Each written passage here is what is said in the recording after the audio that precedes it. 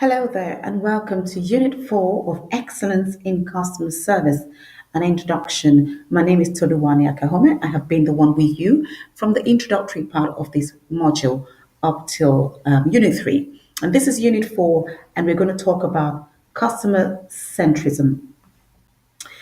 So, customer centrism is really from the word customer centric or from the term customer centric, and it really refers to the way a business does business with its customer in such a way that the customer ha- have the enhanced customer experience with that organization. So it's really a way of doing business. And when we talk about customer centrism, we're talking about the organizational culture, which simply means the way we do things around here. The organizational strategy, which is about the planning. And I have mentioned this in the previous units about customer service not just being an activity or a department within an organization, but much more part of the strategy, the business strategy of the organization. So, customer centrism is about organizational strategy. It's also about those policies and practices that follow the strategy that we put in place at all times to ensure that the customers are first on the list and that the experience with us is enhanced. So, customer centrism focuses on both tangible and intangible elements. And so, when we look at the tangible elements, we're talking about the performance of the organization, the quality of its product, its reliability as a business that serves the customer's needs, and also the cost at which it brings the goods or services to the customers in relation to its competition in the market.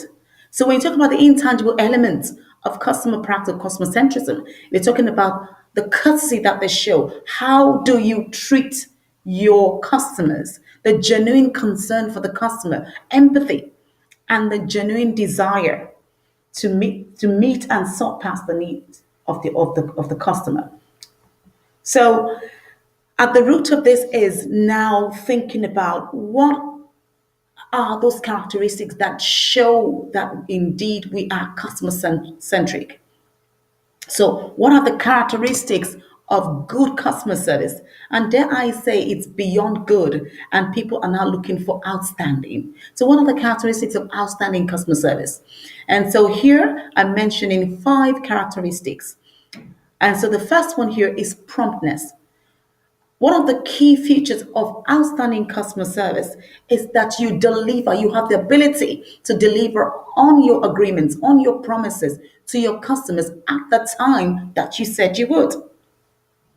Number 2 is the politeness and good manners that you show your customers pre transaction, post transaction, or even if there is no transaction at all. Don't forget that every person you meet or every person that has any interaction with you, whether there's a sale or not, is a potential customer or a potential ambassador, a potential loyalist. Okay, so that has to be at the back of the mind of every customer service rep. The third one is professionalism, the use of your skills, the use of your knowledge, and the competencies you have as one representing the organization to meeting the needs of the customer. It is bad practice when a customer service rep says to a customer, I don't know, to a question that a customer asks.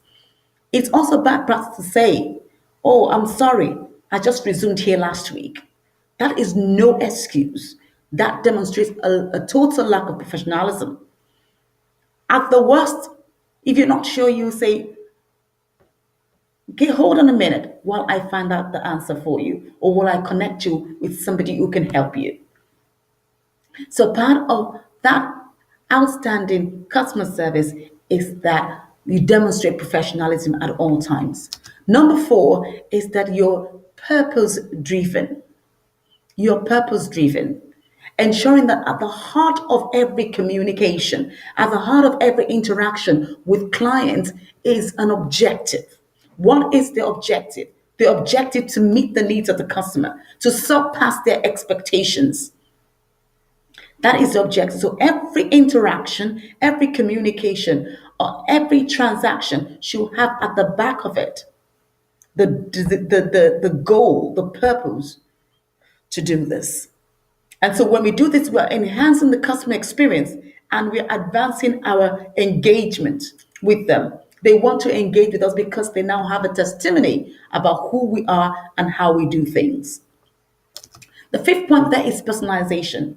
As much as we can, even though there are thousands and millions of customers out there, it's important to find a way that we can connect with them on a personal level. People love personal connections.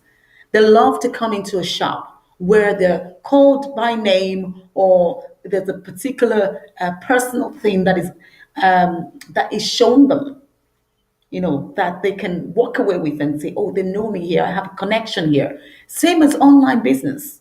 So there must be some sort of personalization to the services or the products that you provide a customer. Personalize it, make it, a connection between you and them. Because at the end of the day, it enhances the customer's overall experience. So I'm going to leave here at Unit 4 just for a moment, and then we come back to the other parts of Unit 4.